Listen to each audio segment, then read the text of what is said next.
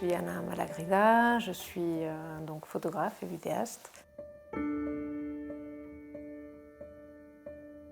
Je suis née à Barcelone, où j'ai fait des études au début de journalisme. Et c'est pendant que je faisais mes études que je me suis vraiment intéressée à l'image photographique. Et j'ai compris que j'avais une autre direction un petit peu à creuser. Je m'intéressais d'une part dans la réalisation des images et son rapport à l'art, et d'une autre part le questionnement plus théorique. Et j'ai commencé à faire des études de photo à Barcelone. C'était pas suffisant, c'était une école un peu appliquée. Et là, j'ai découvert l'école d'Arles en France. Et donc, j'ai tenté cette école après mes études et que j'ai réussi. Donc, c'est à ce moment-là que je me suis vraiment consacrée à la photographie. Quand je vois une image et qu'elle me déclenche des questionnements, souvent ce n'est pas pour une seule raison. Je travaille un peu par couches qui se chevauchent dans un seul travail, une seule image. Bon, dans les fenêtres, il y a des couches qui apparaissent, et c'est des couches qui sont des couches de sens aussi. Donc en fait, la métaphore c'en est un, c'est-à-dire que je peux voir, je ne sais pas, dans mes premières photos, j'avais fait des vues de Paris la nuit, donc ça s'appelle une série qui s'appelle Intérieur, et j'avais vu un immeuble où les gens habitaient, ce n'était pas un immeuble où les gens travaillaient, et donc je me suis dit, en fait, on voit l'intimité des gens depuis la rue. Et en même temps, c'était une façon de parler de notre façon d'habiter le monde. Donc ça parlait à la fois du monde dans lequel on habite, mais à la fois de la photographie, qui est capable d'enquêter cette question de intimité, est-ce que j'étais voyeuse, pas. Donc il y avait plusieurs choses comme ça. Quand j'étais allée en Jordanie pour faire ce travail, je n'avais pas du tout pensé à faire une vidéo sur la question de la femme. C'est-à-dire que ce n'était pas une question qui m'intéressait a priori. J'étais partie, j'avais une bourse et j'étais partie pour travailler sur les vues depuis les grands hôtels de luxe et enquêter un peu la notion de point de vue en photo. Donc c'était autre chose. Mon travail se développe aussi d'une façon organique. C'est-à-dire que j'ai des idées, mais après, il y a aussi les expériences. Et parmi les expériences, j'étais donc menée à voyager un peu dans le pays et j'ai rencontré quelques femmes dans le désert qui étaient toutes voilées. C'était des hommes qui m'accueillaient. Très difficilement, je pouvais avoir accès à parler avec ces femmes-là. Moi, j'avais eu ma fille qui était scolarisée en France et on débattait beaucoup sur la question du voile. La loi n'était pas passée, c'est passé en 2009 et ça c'est 2006. Mais il y avait le débat sur la pertinence ou pas, ou la possibilité de porter un voile, le niqab surtout, c'était dans les lieux publics en France. Et à l'école de ma fille, il y avait beaucoup de femmes voilées. Donc c'était une question qui était pertinente, mais je n'étais pas partie en Jordanie pour ça. Donc j'ai trouvé un refuge qui était dans le désert, là où j'ai rencontré ces femmes.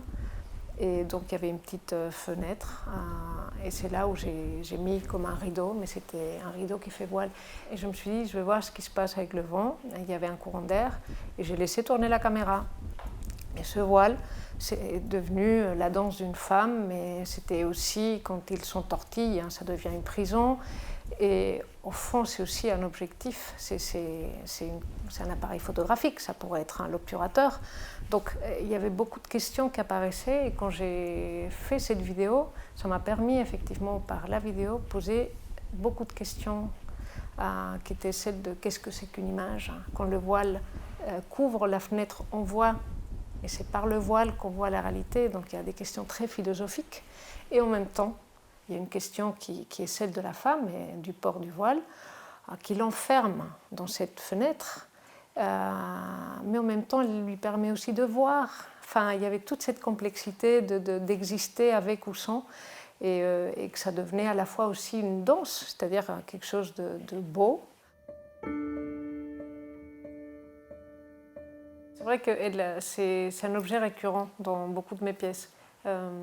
Mais en fait, pour moi, la fenêtre, c'est l'idée de la limite, comme ça l'est une frontière aussi.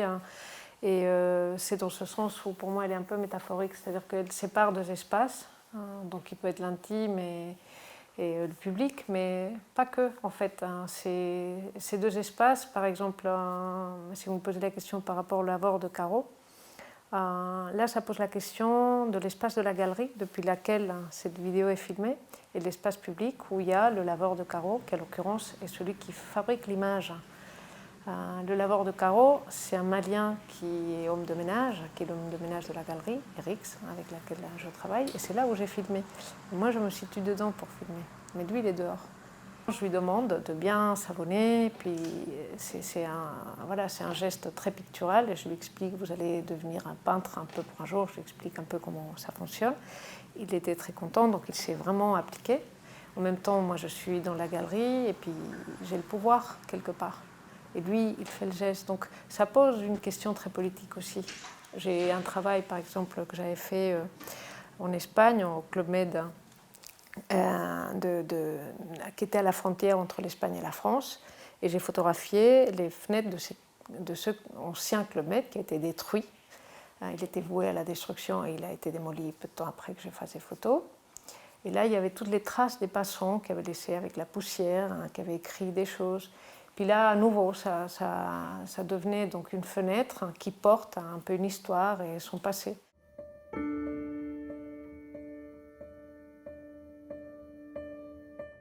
Moi, je pense que ça, c'est la vie. Voilà. Donc, j'aurais pu ne pas l'être. Mais au moment où j'étais maman, j'ai un compagnon qui était très souvent là. Je ne me suis pas trouvée dans une situation difficile. Ça faisait partie aussi des choix personnels, c'est-à-dire que moi, je n'étais pas prête à partir, à faire une résidence et laisser mon bébé ou mes enfants petits. Je n'avais pas envie de faire ça.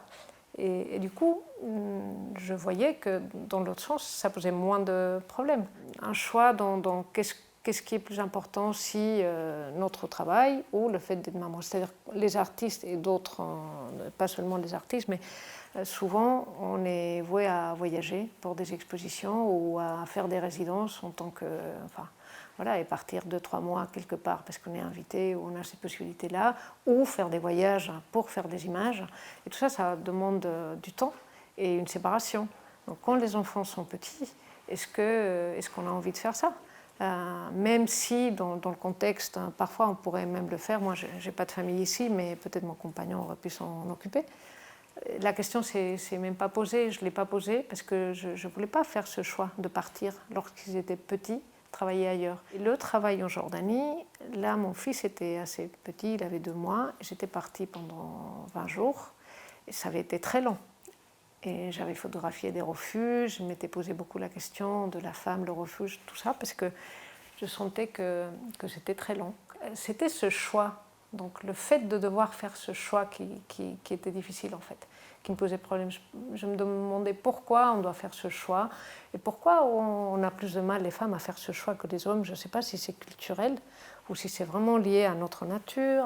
Est-ce que ça peut changer? Sans doute, parce que je pense que si le papa est là beaucoup plus souvent, il va s'attacher aussi plus. Mais c'est vrai que pour moi, la question était comment concilier ce temps et comment on décidait à un moment donné de consacrer du temps aux deux. Bon, j'ai eu la chance de pouvoir vivre à ce moment-là de mon travail. Donc j'ai pu arrêter l'enseignement. Ça m'a permis d'avancer dans ma carrière. Mais c'est un concours de circonstances. Et je pense que c'est un problème qui n'est pas lié aux femmes artistes, c'est lié aux femmes en général. C'est la maternité et ça pourrait être aussi la paternité, mais c'est le fait d'être responsable de quelqu'un. Aujourd'hui, j'ai fait un travail à Valence sur les faillages de Valence, qui est une fête populaire assez particulière, c'est un peu comme le Burning Man. Et donc il y a la ville qui prend feu le 19 mars, qui est la date de la fête de la Saint-Joseph. Et donc j'ai filmé ces fêtes-là, mais juste le feu et la gestion des cendres dans cette ville. C'était un travail qui parle de notre environnement, qui parle un peu de la destruction peut-être de la planète, parce que les fêtes populaires, c'est des fêtes qu'on transmet de génération en génération, et là-bas c'est les mères avec les enfants, les parents, il y a un truc très populaire mais très lié à la famille et ils sont tous là. Et puis quel monde on veut laisser à nos enfants? Et je pense que c'est une question qu'on se la pose peut-être d'une façon plus importante lorsqu'on est vraiment parent et qu'on a vraiment des enfants à qui laisser cette planète. Je pense qu'il faut être très actif et j'apprécie beaucoup et je remercie beaucoup Appareil Photo et les gens dans le ministère et qui nous soutiennent. Parce que c'est vrai qu'elles nous donnent la parole alors qu'on l'a d'une façon naturelle moins. parce que peut-être que moi je me sens forte, mais il faut quand même me donner un peu, sinon je ne peux pas. C'est vrai. Donc ça, oui, je le sens dernièrement, une volonté en tout cas de faire exister plus les femmes. A priori, je n'aime pas la discrimination positive en aucune sorte, mais je pense qu'elle est indispensable et que sinon, on n'y arrive pas. Parce qu'en fait, à chaque fois, dans tous les domaines de la politique, enfin, dans le monde empresarial du commerce, enfin bon, peu importe. Donc, dans tous enfin, il y a les femmes, si on ne fait pas cette discrimination, très vite, elles n'arrivent pas. Elles ont besoin, parce qu'il y a sans doute beaucoup plus de choses à gérer à la maison.